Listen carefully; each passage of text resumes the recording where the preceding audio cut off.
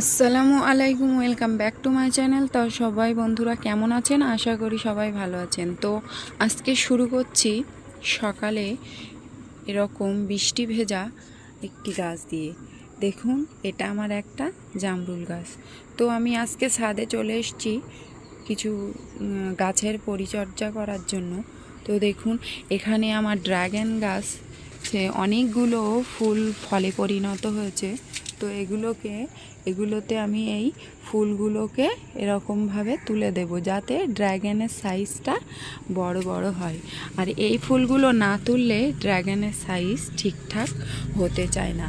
তো দেখুন, কয়েকটা তুলেছি, আরও কিছুটা তুলব। এভাবে প্রতিটি ফল থেকে